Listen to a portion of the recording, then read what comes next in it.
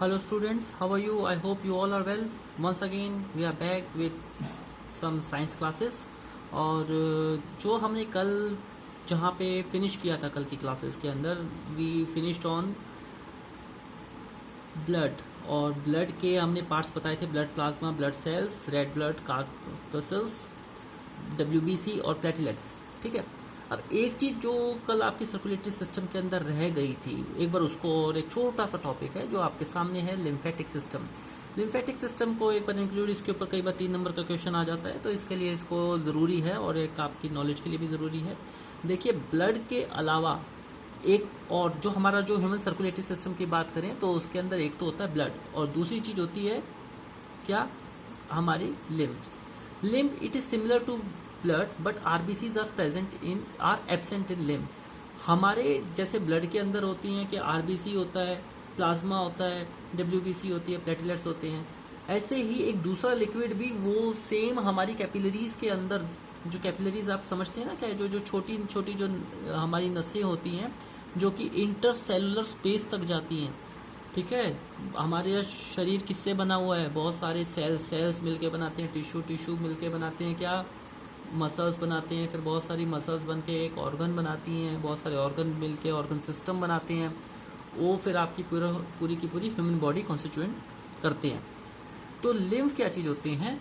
Lymph is form from the fluid which leaks from blood capillaries and goes to the intercellular space.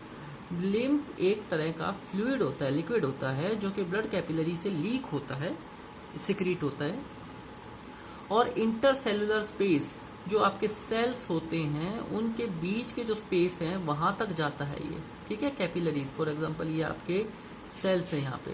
ठीक, तो ये एक अपना इस तरीके से ये जो इनके बीच में जो स्पेस है ना, ये ऐसे कर करके जुड़ जाता है इसमें, और यहाँ पे आके ये अपना क्या करता है, आपको पता है कैपिलरीज का काम क्या होता है? ये एक तरह से फाइनली एजेंट होते हैं, जैसे आपके डिलीवरी एजेंट होते हैं ना, डिलीवर करने वाले है ना, सर्कुलेटरी सिस्टम के अंदर जो आपका खाना और ऑक्सीजन इसको सेल्स तक पहुंचाते हैं और बदले में वहां से वेस्ट मटेरियल जैसे कि कार्बन डाइऑक्साइड और दूसरा वेस्ट मटेरियल लेके बॉडी के बाहर तक पहुंचाते हैं। Okay, the fluid is collected through lymph vessels and finally returns to the blood capillaries. ये लिम्फ वेसल्स देखो, कैपिलरीज और कैपिलरीज के भी अंदर से छोटी छोटी और भी वेसल्स बनी हुई हैं। ठीक, सबसे छोटी पतली पतली जो नसें होती हैं उनको कैपिलरीज बोलते हैं। कैपिलरीज की भी शाखाएं जो बनती हैं उनको लिम्फ वेसल्स बोलते हैं। इन लिम्फ वेसल्स के अंदर से लिम्फेटिक फ्लूइड नाम की एक चीज सिक्रीट होती है जो कि हवा और पानी को इंटरसेलुलर स्पेस तक पहुंचाती है और वहां से वापसी भी लेती है, कार्बन डाइऑक्साइड और वेस्ट प्रोडक्ट वे फिर वापसी उन कैपिलरीज लिम्फेटिक वेसल्स तक पहुंचाते हैं। लिम्फेटिक वेसल्स फिर उनको कैपिलरीज तक पहुंचाती हैं। कैपिलरीज वो आपकी जो आपका जो मेन सिस्टम है वेन्स तक पहुंचाती हैं, और फाइनली जो आपकी कार्बन डाइऑक्साइड है वो लंग्स तक पहुंच के आपकी बाहर चली जाती है, जो आपकी सिस्टमेटिक सर्कुलेशन है उसके थ्रू, और बाकी का जो वेस्ट मटेरियल है वो एक्सक्रीशन के अंदर चला जाता है। एक्सक्रीशन आज हम पढ़ेंगे। Lymphatic system picks lymph from body parts and dumps it into the veins going to the heart. ये आपका देखो ये वेन्स तक पहुंचाता है और फिर हार्ट, और फिर हार्ट से हमने कल कौन सा पढ़ा था? कल हार्ट से हमने देखो ये सिस्टमेटिक सर्कुलेशन पढ़ा था ना, ये वाला पल्मोनरी सर्कुलेशन। ठीक है, हार्ट से लंग्स तक का पहले सिस्टमेटिक सर्कुलेशन में आएगा, फिर पल्मोनरी सर्कुलेशन में आएगा और फाइनली बाहर चला जाएगा। सारा इंटर रिलेटेड है। हमारी बॉडी एक ऐसा सिस्टम है कि इसमें सारा का सारा जो भी हम बॉडी के अंदर मैकेनिज्म चलते हैं वो सब आपस में जुड़े हुए हैं। बिल्कुल एक बहुत ही सोफिस्टिकेटेड कंप्यूटराइज्ड मशीन है जिसका एक अपनी खुद की टेंडेंसी है ऑपरेट करने की। ओके, कुछ आपके मर्जी से ऑपरेट होती है और मैक्सिमम आपकी मर्जी के बगैर अपने आप से ही चलती रहती है। जैसे कि हमारा सबसे अच्छा उदाहरण है हमारा हार्ट, हमारा ये सारा का सारा सर्कुलेटरी सिस्टम। आपको सोचना नहीं पड़ता कि आपका खून बहे, आपको सोचना नहीं पड़ता कि आपका हृदय काम करे, ये बस आपकी बॉडी के अंदर चलता रहता है और एक एनर्जी प्रोवाइड कराता रहता है ताकि आप अपनी लाइफ के बाकी काम पे ध्यान दे सकें। ओके, लिम्फेटिक सिस्टम के फंक्शन क्या क्या होते हैं? पहला, collect left over plasma from the various body part, ठीक है जी। जो भी सारे बॉडी पार्ट्स तक जाता है वहाँ से लेफ्ट ओवर प्लाज्मा को कलेक्ट करता है। It is responsible for taking big molecules of protein, fats etcetera to the blood. पहुँचाने का काम भी करता है क्या चीज़? Protein, fat etcetera big molecules जो होते हैं वो ब्लड तक पहुँचाने के काम करते हैं। कहाँ से? याद कीजिए, आपकी जो स्मॉल इंटेस्टाइन है वहाँ पे कौन सा एब्जॉर्प्शन का काम होता है? वहाँ पे विलाई होती है ना, ठीक है। ये आपके इस तरह से फिंगर लाइक प्रोजेक्शन थे। मैंने आज ये क्वेश्चन भी पूछा था, अभी तक किसी ने भी आंसर नहीं किया है। अगर आप मेरी ये वीडियो सुन रहे हैं तो प्लीज़ इस चीज़ के ऊपर ध्यान दीजिए। अगर आपसे कोई चीज़ पूछी जाती है तो आप उसका रिवर्ट कीजिए, ठीक है। अगर आप रिवर्ट नहीं करेंगे तो फिर आपको समझ में कैसे आएगा चीज़ें, और मुझे कैसे पता चलेगा कि आपने उस चीज़ को सीरियसली सुना भी है या नहीं सुना है ना। And one more thing, I am just in between, मुझे ये बात बोलनी पड़ रही है कि अगर आपने रेगुलरली इन लेसन्स को फॉलो नहीं किया, कल की डेट के अंदर आप बिल्कुल 100% ये बोलेंगे कि हमें समझ में नहीं आया, और उस चीज़ का फिर कोई इलाज नहीं होगा। आपको सिर्फ और सिर्फ अपने टाइम के अकॉर्डिंगली ये वीडियोस को सुनना है, समझना है, तभी आप इन्हें अपने अंदर एब्जॉर्ब कर पाएंगे और इनसे कुछ निकाल पाएंगे। अगर आप इनको फॉलो नहीं करेंगे, इनको टाइम टू टाइम एक सीरीज़ के अंदर जो आपको भेजी जा रही हैं उसको अगर आप डेली के डेली अगर नहीं पढ़ेंगे तो आपको नेक्स्ट वाला टॉपिक बिल्कुल समझ में नहीं आएगा, ठीक है। तो कल की डेट के अंदर आप ऐसे नहीं कह पाएंगे कि मेरे को ये वाली चीज़ समझ में नहीं आई, क्योंकि अगर आप बोलेंगे तो आपको फिर उससे पहले वाली वीडियोस के बारे में पूछा जाएगा। तो आपको सजेस्ट किया जाता है बच्चे, हर रोज, क्या प्रॉब्लम है, 1 घंटे की वीडियो होती होगी मैक्सिमम, अपने बैठ के अपने फ्री टाइम के अंदर हेडफोन लगाओ और इसको सुनो, ठीक है। सुनने से बहुत सारी चीज़ें याद रह जाएंगी, ताकि अब अगले वाले उसके अंदर आप जैसे अपनी बुक्स खोल के देखोगे आपको बहुत सारी चीज़ें कनेक्शन में आ जाएंगी। मैं आपको सबसे इजी से इजी तरीके से करवाने की कोशिश कर रहा हूँ। अगर आप इसको थोड़ा सा भी ध्यान से करेंगे आपको कोई प्रॉब्लम नहीं आएगी साइंस में, और समझ में भी तभी आएगा। और माइंड इट, ये 6 नंबर का एक पूरा चैप्टर है, तो 6 नंबर्स के बहुत इंपॉर्टेंट होते हैं, वो मैं आपको इंट्रोडक्शन वीडियो के अंदर बता चुका हूँ। तो ये सारा का सारा हमारा, it is responsible for taking big molecules of protein, fats etcetera to the blood, ठीक है। ये हमने विलाई पढ़े थे, विलाई के अंदर से ये देखो स्मॉल इंटेस्टाइन के पास में कैपिलरीज प्रोड्यूस होती हैं जिसके अंदर विलाई होती है, विलाई इनसे कनेक्टेड होती हैं यहाँ पे, ठीक है। तो विलाई कनेक्टेड है किससे? इस लिम्फेटिक सिस्टम से, लिम्फेटिक सिस्टम से। और लिम्फेटिक जो कैपिलरीज हैं वो आगे फर्दर दूसरी कैपिलरीज से कनेक्टेड हैं, है ना। तो यहाँ से जो आपने प्रोटीन, फैट्स एक्सेट्रा जो खाया पिया था वो ब्लड के थ्रू ले जाना, पहुँचाना, उसका काम भी इन्हीं का होता है, okay. When lymph passes through the lymphatic nodes, germs are killed by WBC। दूसरा क्या होता है, ये आपका ये लिम्फ देखो एक फॉरेन प्रोडक्ट है, प्रोटीन, फैट वगैरह, हो सकता है इसके अंदर किसी ना किसी तरीके से कोई जर्म्स वगैरह भी प्रोड्यूस हो चुके हो, है ना। तो ये भी ध्यान रखते हैं कि जब तक ये फाइनली ब्लड तक पहुंचे तब तक वाइट ब्लड सेल जो इसके अंदर प्रेजेंट होते हैं, रेड ब्लड सेल तो होते ही नहीं है इसके अंदर प्रेजेंट, इसलिए लाल कलर का होता भी नहीं है ये लिम्फ। तो WBC जो प्रेजेंट होते हैं वो इसके अंदर से सारे जर्म्स को भी किल कर देते हैं, है ना। बहुत सोफिस्टिकेटेड सिस्टम, ठीक। तो ये आपका लिम्फेटिक सिस्टम भी हो गया। ये इसके 3 फंक्शंस हैं लिम्फेटिक सिस्टम के। ऊपर आपकी लिम्फेटिक सिस्टम की डेफिनेशन है, समझा मैंने दिया है आपको। ब्लड के अलावा एक और फ्लूइड होता है जिसको हम लिम्फ बोलते हैं, जिसके अंदर RBC नहीं होता लेकिन बाकी चीज़ें होती हैं, जैसे कि ब्लड सेल्स होते हैं, वाइट ब्लड सेल्स होते हैं, प्लेटलेट्स होते हैं। ये आपका एक अलग से सिस्टम बनता है जो सबसे छोटी नसें यानी कैपिलरीज होती हैं, कैपिलरीज से भी कनेक्टेड होती हैं क्या चीज़, लिम्फेटिक वेसल्स। और लिम्फ वेसल एक पूरा का पूरा एक सिस्टम बनाता है जो कि कैपिलरीज को कनेक्ट करता है। कैपिलरीज आगे जाके फिर आपकी वेन्स के साथ में कनेक्ट होती हैं, ओके। ट्रांसपोर्टेशन इन प्लांट, अभी तक हमने सर्कुलेटरी सिस्टम पढ़ लिया था ह्यूमन बींग्स के अंदर, लेकिन क्या ह्यूमन बींग्स ही सजीव हैं? नहीं, प्लांट्स के अंदर भी तो जीवन होता है ना, तो प्लांट्स के अंदर भी सर्कुलेटरी सिस्टम एक बार पढ़ना बहुत ज़रूरी है, तो उसको भी देख लेते हैं भाई प्लांट्स में कैसे होता है। वैसे तो मैंने आपको प्लांट्स के अंदर दिखाया था कि वो रूट क्या चीज़ होती है, शूट क्या चीज़ होती है ना, पहली शायद सेकंड वीडियो के अंदर आपको बताया था। चलो फिर से देख लेते हैं। Plants have specialized vascular tissue for transportation of substances. कौन सा टिश्यू होता है इसके अंदर? Vascular tissue. कौन सा होता है? वस्कुलर टिश्यूज होती हैं। अगर आपसे पूछे जाए कि प्लांट्स के अंदर कौन से टिश्यूज होते हैं जो कि ट्रांसपोर्टेशन के लिए रिक्वायर्ड होते हैं, वस्कुलर टिश्यू, 1 नंबर का question. There are 2 types of vascular tissue in plants. पहला वस्कुलर टिश्यू का नाम है जाइलम, दूसरे का नाम क्या है? फ्लोएम। पुरानी क्लासेस के अंदर कई बार आ चुका है ये नाम। ठीक, आगे जाइलम क्या होता है? जाइलम होता है वो वस्कुलर टिश्यू जो रिस्पॉन्सिबल होता है पानी और मिनरल के ट्रांसपोर्ट के लिए। ठीक, पानी और मिनरल को जो ट्रांसपोर्ट करता है वो जाइलम करता है। टिश्यू किससे मिलके बन के होते हैं? सेल से मिलके बने होते हैं। It is composed of tracheids, ये इसका पहला पार्ट है। Xylem vessels, xylem parenchyma and xylem fibre, ये 4 चीजें होती हैं जो कि आपके जाइलम को बनाती हैं।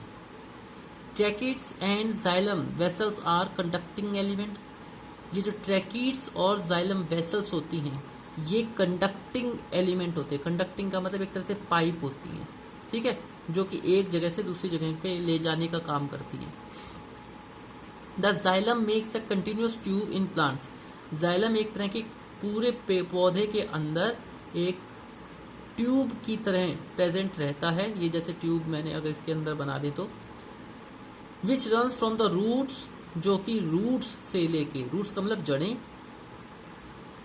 से लेके तने तक, और फिर जो वेन्स इन लीव्स, पत्तों के अंदर तक चला जाता है। और इसको ये इसका काम क्या होता है? धरती से वाटर और मिनरल्स को ले जाके पत्तों तक पहुंचाना। क्यों पहुंचाना? ताकि पत्ते रेस्पिरेशन करते हैं। रेस्पिरेशन का मतलब क्या था? Break down of food in presence of some gas, है ना। तो पौधे क्या करते हैं? पौधे फोटोसिंथेसिस करते हैं और वे अपनी एनर्जी प्रोड्यूस करते हैं ताकि अपने सर्वाइवल के लिए, और बदले में हमारे लिए एटमॉस्फेयर में ऑक्सीजन गैस को छोड़ते हैं, है ना। अब फ्लोइम, जाइलम पढ़ लिया आपने, अब फ्लोइम। अब वो जो बन गया है खाना पौधों के अंदर फोटोसिंथेसिस से, उसका को भी पौधे के डिफरेंट पार्ट्स तक पहुंचाना होगा। जैसे कि हमारी ह्यूमन बॉडी के अंदर ब्लड करता है ये काम, कैपिलरीज, ये जो लिम्फ, ये सारी चीज़ें करती हैं। Phloem is responsible for transportation of food. ये फूड के ट्रांसपोर्टेशन के लिए इंपॉर्टेंट रोल प्ले करता है। Phloem is compose of sieve tube, ये किससे बना होता है? सीव ट्यूब, कंपेनियन सेल्स और phloem parenchyma and bast fibres. ठीक है, sieve tube, companion cell, phloem parenchyma and bast cells. Sieve tubes are the conducting elements. Phloem के case के अंदर क्या होता है? कंडक्टिंग ट्यूब का नाम क्या होता है? Sieve tube. ठीक, एक बार रिवाइज कर लें। जाइलम का मतलब किससे क्या चीज होती है? वस्कुलर टिश्यू होते हैं। वो वाला वस्कुलर टिश्यू जो कि आपके जड़ों से मिनरल्स को, पानी को पत्तों तक पहुंचाते हैं। फ्लोएम क्या चीज होती है? वो वस्कुलर टिश्यू जो कि पत्तों से फोटोसिंथेसिस के बाद भोजन को पौधे के सारे पार्ट्स तक पहुंचाते हैं। ओके, ये होता है ट्रांसपोर्टेशन इन प्लांट्स। अब इसको थोड़ा सा एक्सप्लेनिंग में कैसे काम करता है जरूरी है समझना, तो समझते हैं। ओके, ये देख पा रहे हैं आप, ये ascent of sap. The upward movement of water and minerals from roots to the different parts is called as ascent of sap. ये एसेंट ऑफ सैप कहलाता है। ठीक, मैनी फैक्टर के अपवर्ड मूवमेंट, पानी और मिनरल्स की रूट्स के साथ में ऊपर की तरफ जाने की प्रक्रिया को एसेंट ऑफ सैप बोलते हैं। और ये कौन करता है भाई? ये जाइलम करता है। Many factors are at play in ascent of sap. It takes place in many steps, और ये बहुत से स्टेप्स के अंदर होता है। कौन कौन से स्टेप्स होते हैं?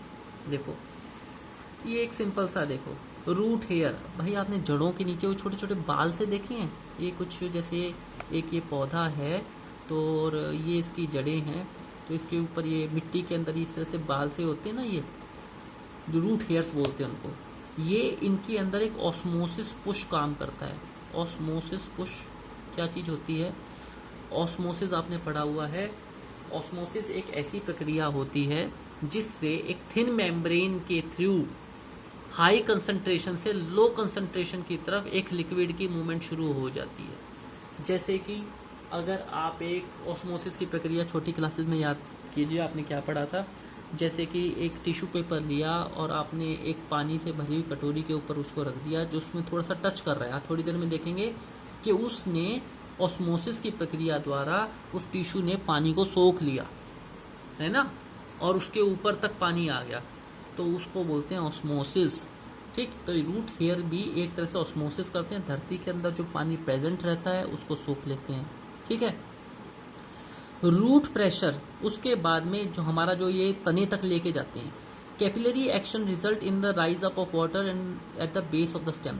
पहले तो ये देखो रूट के हेयर हैं, उसने ऑस्मोसिस किया, फिर ये मेन रूट तक लेके गए उस पानी और मिनरल्स को। मिनरल्स कौन कौन से? जैसे कि मैग्नीशियम, फॉस्फोरस वगैरह धरती के अंदर मिट्टी के अंदर ही मिले होते हैं, और बहुत सारे मिनरल्स को जो कि आप फर्टिलाइजर्स के थ्रू, मैन्योर्स के थ्रू भी फेंकते हैं ना पौधों के लिए खेतों में, तो वो सारे पानी के साथ में ही रूट हेयर्स के थ्रू लिक्विड फॉर्म के अंदर चले जाते हैं, फिर मेन रूट्स तक पहुंचते हैं, फिर तने के नीचे तक पहुंचते हैं। तने के नीचे तक जाने के बाद में कैपिलरी एक्शन होता है। कैपिलरी एक्शन क्या चीज़ होती है? कैपिलरी एक्शन का मतलब होता है, जैसे कि आपने कई बार ये पानी निकाल, साइफन का एक नियम पढ़ा है आपने, वो देखो कई बार आप टंकियों के अंदर पानी निकालने के लिए 2 पाइप लेते हो और एक को नीचे डाल दिया, और खासकर बाइक की टंकी के अंदर से पेट्रोल निकालने के लिए मुंह से सोखते हो ना, तो एक बार आपने वो उसके अंदर प्रेशर क्रिएट कर दिया तो अपने आप ही लिक्विड ऊपर चढ़ने लग जाता है। सेम चीज़ होती है इसके अंदर भी। तो कैपिलरी एक्शन की वजह से पानी स्टेम के बेस से ऊपर की तरफ चलने लग जाता है। सेम एक प्रेशर इसको पुश करता है, इस पानी को ऊपर की डायरेक्शन के अंदर। ठीक है। और ये जो पानी के मॉलिक्यूल्स होते हैं ये एडहेसिव का मतलब क्या होता है? जो चिपकते हैं, चिपकाने वाला सब्सटेंस, और ये कुछ कुछ बिल्कुल क्लोजली पैक्ड होते हैं। ठीक, जो कि रिक्वायर्ड जगह के ऊपर जाके चिपक जाते हैं, और ये कॉलम एक ट्रेन सी फॉर्म के अंदर बिल्कुल ऊपर की साइड में चलने लग जाता है, जहाँ पे ये पत्तों तक पहुँचते हैं। पत्तों के अंदर क्या होता है? एक ट्रांसपीरेशनल पुल होता है, क्योंकि पत्ते क्या होते हैं? पत्तों के अंदर होता है गार्ड सेल्स। गार्ड सेल याद है क्या होता था? गार्ड सेल्स, चलो दिखाते हैं आपको गार्ड सेल्स। याद कीजिए, मैंने आपको एक पौधे भी दिखाए भी थे, चलो फिर से दिखा देते हैं। देखो ये थे गार्ड सेल्स। ये पत्तों के ऊपर बहुत सारे सेल्स होते हैं जिसमें स्टोमेटापोर है, ये क्लोज। ठीक, जैसी सूरज की रोशनी इसके ऊपर पड़ी, क्लोरोप्लास्ट यहाँ पे देखो ये प्रेजेंट है इधर, ये ओपन हो गए, तो ये ओपनिंग के थ्रू क्या होता है? गैसेस का एक्सचेंज होता है, और गैसेस के इसी एक्सचेंज के कारण यहाँ पे ये एसेंट ऑफ सैप मतलब कि ट्रांसपीरेशन होता है, एक पुल क्रिएट हो जाता है। ठीक है। अब टंकी से पानी निकालने के लिए आप मुंह से पहले उसको खींचते हो, प्रेशर क्रिएट करते हो ना, ये यहाँ पे ट्रांसपीरेशनल जो एक ये गार्ड सेल के अंदर होता है ना, वो ऑटोमेटिकली हवा के साथ में गैसेस का एक्सचेंज करना, कार्बन डाइऑक्साइड को लेना, ऑक्सीजन को छोड़ना, उस टाइम के ऊपर एक बिल्कुल वैसा ही पुल क्रिएट करता है जैसा कि आप टंकी से पेट्रोल या डीजल निकालते वक्त एक पाइप के अंदर से ऐसे एब्जॉर्ब करते हो। ठीक है। वही सारा पुल ये सारा नीचे रूट हेयर्स तक ट्रांसपोर्ट होता है, और ये सारे इसी वजह से रूट हेयर से लेके और पत्ते तक आपका पानी और मिनरल ऊपर चढ़ता चला जाता है। आई होप सबके समझ में आ गया होगा, जिसको हम ऑस्मोसिस प्रक्रिया कह देते हैं। ओके, और कैपिलरी एक्शन कह देते हैं। ठीक, रूट प्रेशर कह देते हैं। सारी चीज़ें लगभग इसी ट्रांसपीरेशन पुल की वजह से होती हैं। तो रूट प्रेशर क्या चीज़ होती है? तो walls of cells of root hairs are very thin. जो बाल होते हैं ना, अब इनको एक एक करके पढ़ भी लेते हैं। जो आपके जड़ों के ऊपर छोटे छोटे बाल बताए गए हैं जो कि मिट्टी के अंदर धंसे होते हैं, वो बहुत पतले होते हैं। Water from the soil enters through root hairs because of the osmosis. Osmosis प्रक्रिया से उनके अंदर पानी घुसता है। Root pressure is responsible for the movement of the water up to the base of the stem. और रूट प्रेशर की वजह से ये सारा का सारा स्टेम के बेस तक पहुंच जाता है। स्टेम के बेस तक पहुंच गया है। अब कैपिलरी एक्शन क्या होता है?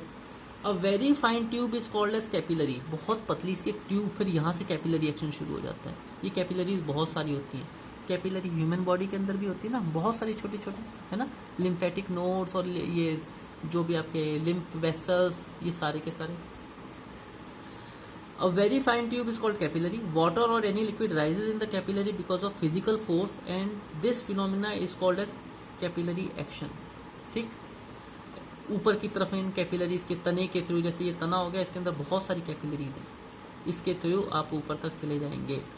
कई पेड़ तो इतने स्ट्रॉन्ग कैपिलरी एक्शन होता है कि अगर कई बार आप उनको थोड़ा सा, पेड़ों को अगर आप काटो, उनके तने को थोड़ा सा अगर आप काटें तो आपको वहां से पानी निकलने लग जाता है। आपको साफ साफ दिखेगा कि बहुत सारा पानी निकल रहा है उधर से। Water in stem rises up to some height because of capillary action. कुछ हाइट तक तो ये यहाँ तक कैपिलरी एक्शन से पानी चढ़ जाता है, लेकिन कई पेड़ जो बहुत ऊंचे ऊंचे होते हैं, फिर उनके आगे क्या होता है? Adhesion cohesion of water molecule. ये एक एडहेसन एंड कोहेसन, एडहेसिव और कोहेसिव, ये एक चिपकाने और अलग करने वाली फोर्सेस होती हैं वाटर मॉलिक्यूल्स की। H2O होता है ना, ठीक। Water molecules make a continuous column in the xylem because of the force of adhesion and cohesion among the molecules. पानी के मॉलिक्यूल्स मैंने बताया ना, ये आपका तना है, तने के अंदर देखो, यहाँ पे देखिए, ये आपका तना है, तने के अंदर जो H2O के मॉलिक्यूल्स हैं वो एक लाइन के अंदर ऐसे चिपकना शुरू हो जाते हैं। कुछ ऊंचाई तक तो कैपिलरी एक्शन ने उनको पहुंचा दिया, फिर वे वहां पे जाके चिपक गए ताकि वे वहीं पे स्टैग्नेंट रह जाएं। बाकी का काम कौन करता है? बाकी का काम कर देता है transpiration pull. Loss of water vapours through stomata and lentils in plants is called transpiration.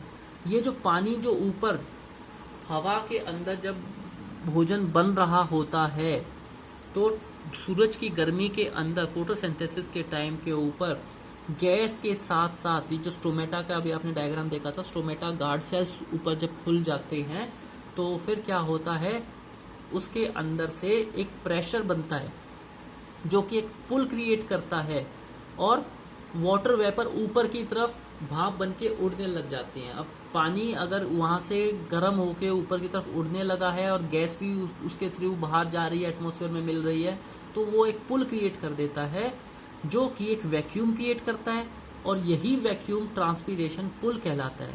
और इस ट्रांसपिरेशन पुल के कारण, जैसा कि मैंने आपको बताया था, जैसे आप एक टैंकी के अंदर से पेट्रोल या डीजल सक करने के लिए उसको मुंह से पहले एक वैक्यूम क्रिएट करते हैं, फिर एक दूसरी साइड से आप अंगूठे लगा के उसको दबाते हैं, है ना, तो धीरे धीरे उस पर क्या होता है, एक पानी चढ़ने लग जाता है, पेट्रोल डीजल चढ़ने लग जाता है, फिर आप उसको किसी बाल्टी वगैरह के अंदर डाल दीजिए, वो कंटिन्यूस चलता रहता है। तो वैसा ही एक पुल क्रिएट हो जाता है।